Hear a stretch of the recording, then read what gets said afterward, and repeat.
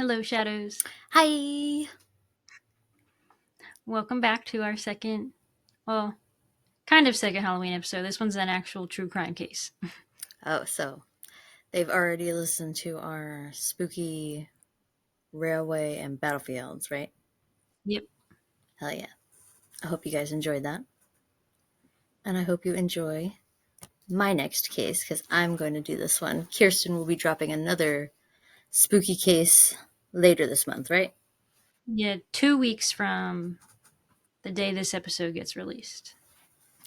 So this is just a. And Oh, go ahead. the day after that, me and Amber will be together in person. Oh, yeah. We had to figure out recording for that. Yeah. Well, all of our. Oh, yeah. Well, for our, normal cases. Yeah. Yeah. We'll figure it out. We'll have to figure it out. I have to remember to pack my microphone. Yeah. And I do have the thing we needed last time when we recorded our very first 2 episodes together. I found that thing that we needed. All right, well, don't forget. So we'll be able to use 2 microphones. Nice. And if you can't tell, I am a dead camp counselor at Camp Crystal Lake. I love it. My bloody Camp Crystal Lake sweatshirt. And my cute little lanyard. Oh my god. And I have bloody knife earrings. How cute.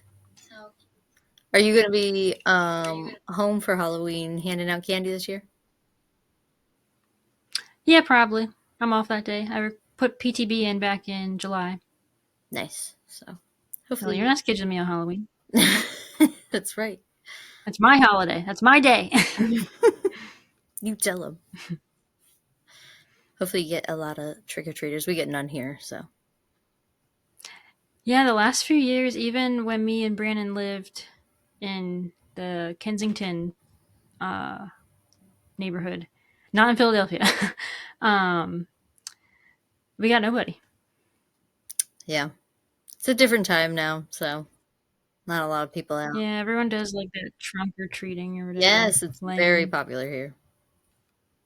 Mm-hmm. Yep. And there's a bajillion churches here, and they do them like at every church, so. Oh yeah, I bet. Yeah, so. All right, so my spooky case today is about Joel Heath.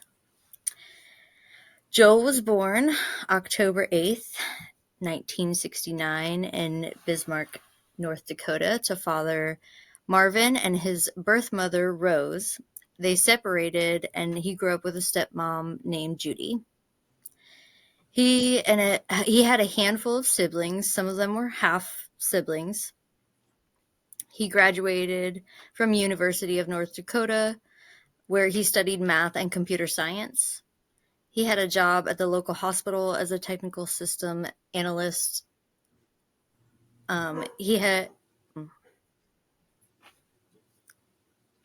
He was previously married in 1992 and had a daughter from that relationship. And he was described as a really good dad even after the divorce. Joel loved bowling, golf, and just being with his friends and having fun. His sister described him as, quote, "He is brilliant, he was a geek, and he was a computer nerd." So we're going to the night of October 27th, 2007 in Grand Forks, South Dakota, with a population of 53,000.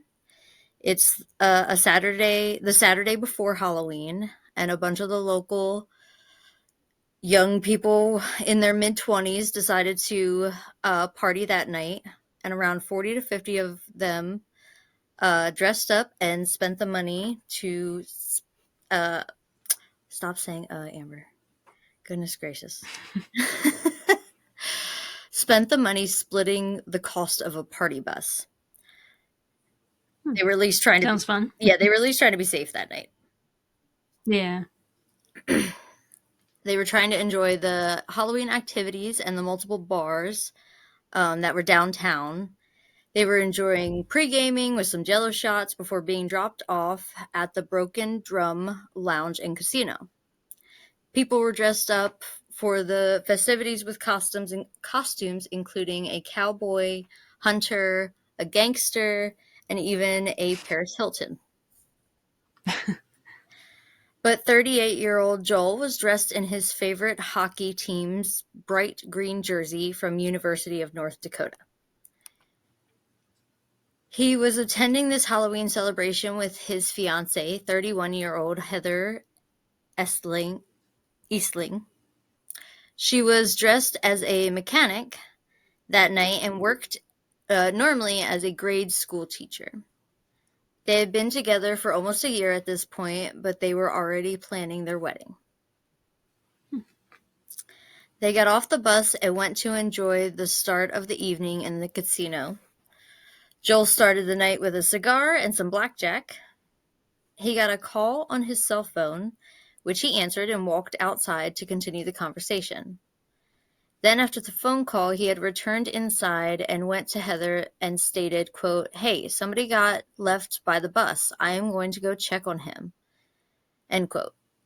Heather remembers he kissed her and went outside. Only a few minutes later, someone came running into the lounge screaming, "Call 911."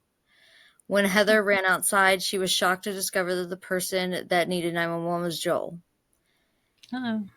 She found Joel laying on the pavement.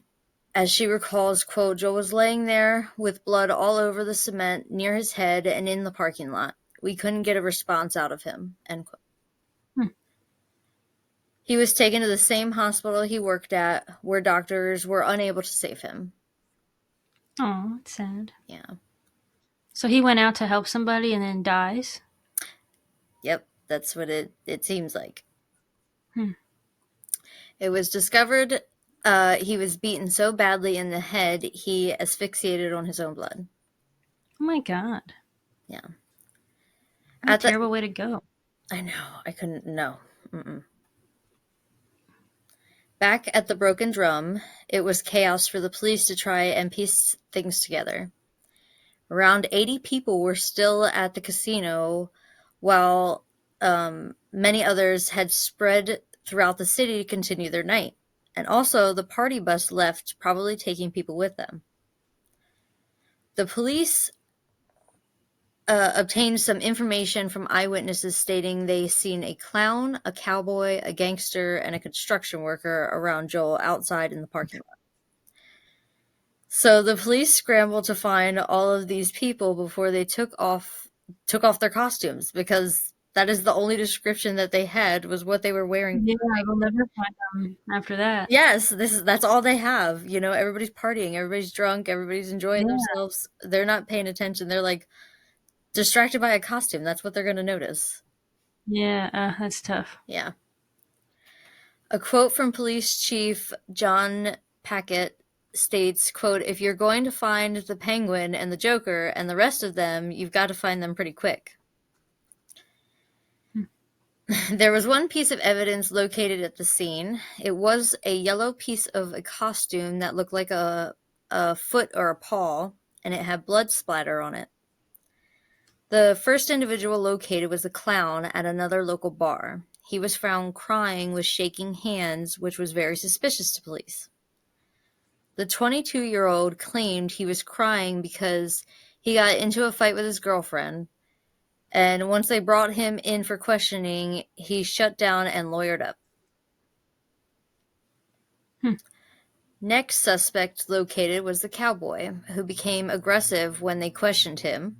They detained him but did not take him in for questioning, but he asked a strange question before releasing him. He asked if the victim was wearing a green jersey, which Joel was that night. Police were unable to get any more witnesses that night, so they asked anybody to please come to the station the next day, and they were banking on everybody hopefully coming in sober now to be able to talk to them. The cowboy and the clown both came in to clear their names. The story they provided was two people got into a fight right outside of the bus. One of the men was a friend of theirs that they knew, and he was dressed as a hunter. The other man was dressed in a yellow hoodie as a lion. After the fight, they told the lion guy he could not get back on the bus. They saw him walk away and start talking to a man in a bright green hockey jersey. Afterward, after word got around they were looking for a man in a yellow hoodie, a 23-year-old nursing student by the name of Travis Stay came in and told police a guy in a hunter costume punched him in the face. Travis did have bruises on his face and cuts on his knuckles. He also confirmed the yellow hoodie lion costume he was wearing, but he said that he had thrown the costume out.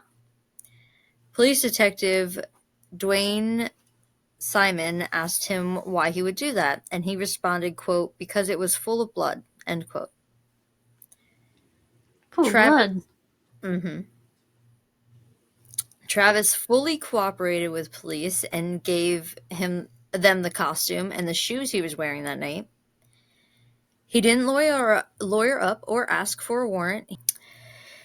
He admits he was very drunk that night, and pieces of his memory of that night were spotty, but he knows he didn't hurt anyone, and that's why he had no problem handing stuff over to the police.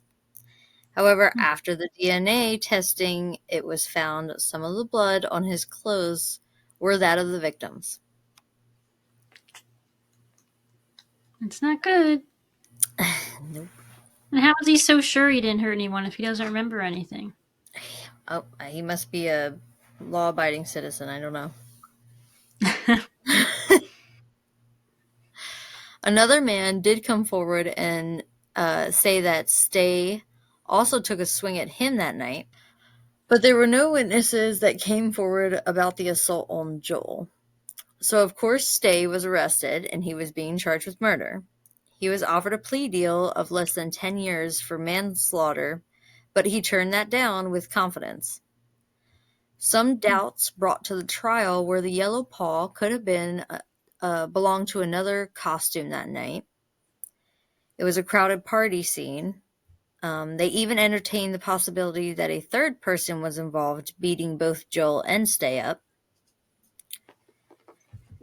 They also focused on how Stay was 6 inches shorter and 80 pounds lighter than Joel, which gave doubts to the jurors. Hmm. The ER, Makes sense. the ER doctor that took care of Stay said that the injuries on his fists were not consistent with beating someone to death. Hmm. But my argument would be they didn't beat him to death. He choked on some blood. Yeah, it's true. Prosecutors made Stay out to be the bruised loser of that fist fight with the hunter, so he took it out on Joel, who was the good guy who stepped in to help. Some jurors got hung up on the fact that the clown, who was crying and his hands were shaking that night, they also had issues getting the timeline straight. Prosecutor insisted the party bus left before Joel was attacked. That would put Stay and Joel outside in the parking lot alone. But when you look at the surveillance footage from the broken drum, you see that Joel goes outside, and then 3.5 minutes later, you see that the clown comes out of the bar. And the one consistent fact from all of the eyewitnesses was that the clown was on the party bus when it left. So Okay. that means that there was 3.5 minutes while the bus was there that Joel could have been attacked. The trial lasted 9 days, but there was so much doubt from the prosecutors that it only took 5 hours for Travis Stay to be acquitted. Oh, wow. Mike Scholes, who was a detective on the case but has since retired, thinks that they had the man. He is quoted saying, quote, "There's not one stitch of physical evidence to suggest anybody else was involved," end quote. Joel's fiance, So it wasn't even a hung jury. They just acquit him and said he didn't do it. yeah, because they had so Wow. many doubts about everything. I'm surprised. It's surprising that every single juror agreed with that. Yeah, I didn't get this. split number, but it must have been. Well, they would have to agree. If it was a split number, then it would have been a hung jury. Yeah, yeah, that's true. Yeah, I don't know. Because now they can't retry him with double jeopardy. Yep, yep. Yeah, isn't that frustrating? Yeah. Joel's fiancee Heather was quoted saying, quote, "If he's really not guilty, then who is? Somebody knows something," end quote. The Grand Forks Police Department believes they had the right person and it's case closed for them. And I guess there was no surveillance footage outside the bar other than picking Just up on like that the clown door. walking out. Yeah, it's just like the Yeah. door that you can see people coming in and out. Where the parking lot Hmm. where he was found, there was no surveillance there. Darn. Yeah. Travis Stay changed his career path. Instead of nursing, he attended law school. He made a public apology to the family, saying, quote, not being part of he's sorry for being part of the equation that night, but he still stands behind his innocence. How does he explain his blood on his shirt, though? Like, what's his explanation for that? Yeah, I don't know. When he was up on the stand, he was behind the story of um, there was a third person that beat them up. Hmm. Because at one he at one point was like, maybe he said something. I forget what the quote is, and I don't want to misquote it. But Right. um, like he was fully obviously supporting that story of like there was somebody else that beat us up, you know. Did they say if, like, he also had his own blood on himself, or was it just the other guys? I think, well, because he had busted up knuckles, like went to the ER, so he had to have had his own blood on him. Yeah. Hmm. Yeah, Yeah, I don't know. yeah, and I mean, I don't. It's for once, I don't feel like the police are to blame. I feel like they actually put in some investigative work, like they Yeah. could. It was just that um, the jurors, I feel like maybe didn't. I don't know. They had too many doubts, and I guess they convinced everybody on those doubts because there was no. The issue is there's no proof that put him other that Paul, you know, Hmm. but Yeah. I don't know. I don't. I feel like they shouldn't have went to trial yet when they did, Yeah, they rushed it. because yeah, there is a lot of doubt. But the fact that they went to trial, now he's acquitted. Now, if they find more evidence in the future, they can never retry him. So I feel like they never should have went to trial yet and should have kept like investigating. Yeah, because like they almost had it type of thing. Hmm. Yeah, yeah, kind of a frustrating case because it's like I feel like pretty confident as well with what evidence that we do have because I feel like there could have been more evidence collected. You're right. Um, Hmm. that they had the right guy, but he will unfortunately not, you know, spend any time in jail or get any Right. real punishment for this crime at all. Yeah. Because if there was a third person involved, you think their blood would be present somewhere. Yeah, Because the fact that he had bloody knuckles means he would have also been trying to beat that person. yeah, So where's that person's blood? yeah. But then he also said like he punched. If he only punched the hunter, he shouldn't have busted up knuckles. Do you know what I mean? Like if he got into Yeah. that fist fight and just like punched like one punch or whatever, or even two punches, is not going to bust up your knuckles. You know what I mean? Right. So I feel like um, he he should have that to me means he went and did something else somewhere else that his knuckles are busted up that bad, you know. Hmm. So, but there was no real proof to show that he was there beating Joel. You know what I mean? There's no proof Right. of that. I find it hard to believe there were no witnesses. Right? I don't know. This was like a Halloween party bus. People, you think people would have been everywhere going in and out of this bar. Yep. Yeah, Someone does know something. I know. They have to. Mm-hmm. There's no way. And it's a small town. Small town people talk. Come on. Mm-hmm. Yeah. I don't know. Yeah. So, do you think, That's frustrating. yeah, you think it was him? You think, Based on what we have, I don't know who else it would be. yeah, they have nothing. I mean, the clown guy, but There's like, no DNA of another person being yeah. involved, so Yeah. I don't know. So, let us know what you guys think. Yeah, let us know if you think he did it or what your theory is. And if you didn't see it already, the new Ellen Ray Greenberg documentary is out on Hulu. So I highly recommend that. I watched that today. There's 3 parts, 3 episodes. Very well done. I'm going to put it on. Um, I want to watch it. I'm just, I'm very angry now that I watched it because it's a very angry case. Yeah, it's frustrating. And now, hearing all the evidence and stuff again, I'm angry again. Yeah. It's bullshit. Suicide? Mm-hmm. My ass. Yeah, yeah.